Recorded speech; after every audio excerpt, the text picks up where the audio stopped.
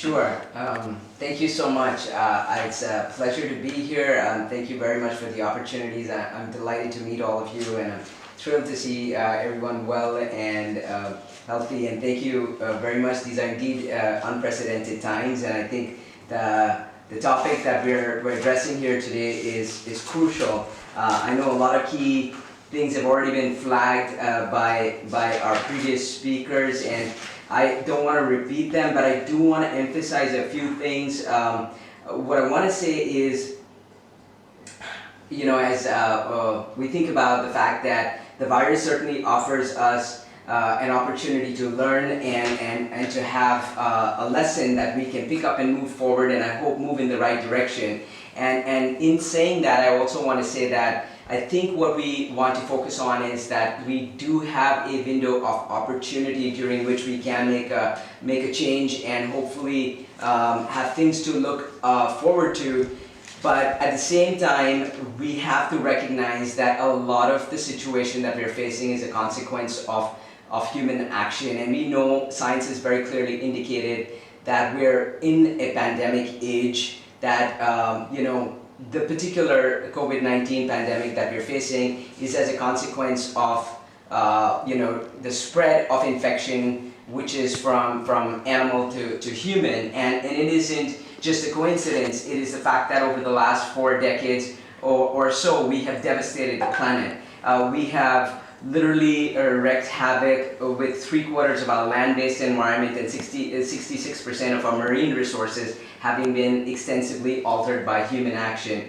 And I think this was flagged rightly so, in the previous address, which is that we do have, along with the current pandemic, a series of pandemics other than those that are health-related, which are social and economic and psychological and mental health, and livelihoods. So what I want to focus on also is that we do need to think about addressing these issues, which clearly, with this pandemic we are going to face, and we already are, but I think the ramifications of this will only become really evident as we get out of this lockdown period. But we can already see mental health, for example, is a huge issue already. And even with the pandemic that we're facing right now with COVID, there are a whole lot of people who are sick with other conditions that are dying of and are suffering because they're being turned away as a consequence of COVID, or they're hesitant to access health services.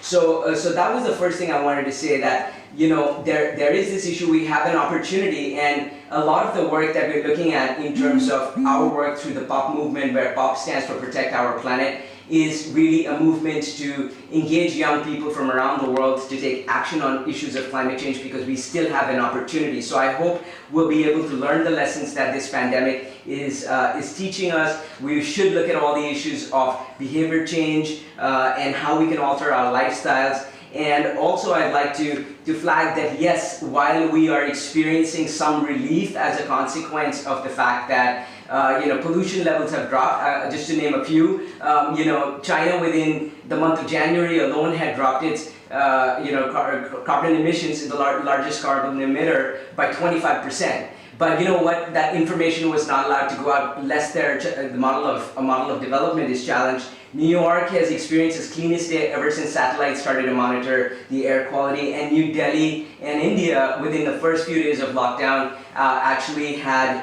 30% of its particulate matter and pollution drop just within about the first week of lockdown. So yes, there's hope, but what I also want to flag is it's not something we should be celebrating as such, because at the moment, with all of this happening, we also know that with the COVID pandemic, we may experience one of the largest drops in greenhouse gas emissions in a given time frame that we've ever experienced, but we're nowhere near what we need to be. We'd have to drop our emissions by 6% on an annual basis over the course of the next 10 years to be able to achieve what we're trying to achieve in terms of limiting temperature rise to 1.5 degrees above what it was pre-industrial period. So we still have a long way to go, but I want to now focus please on the fact that what is the way forward? The way forward is exactly what was articulated. We need to start to think about new models of development. And our models of development have been looking at things like, so how many liters of Coke or gallons of Coke are being consumed per capita, or how many pounds of meat are being eaten.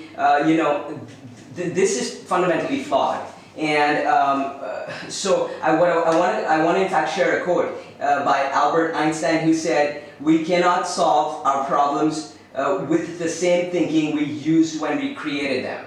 So we need some real fundamental, radical change in the way we're going to plan on moving forward. And just I want to emphasize that collective action based on science is a key. And at the POP movement, we actually educate young people and inspire them to take action. In fact, our tagline is "Youth Inspired by Knowledge," because it's founded on climate science. I mean, I'm giving you one example, but we need people from across different spheres to come together and take collective action.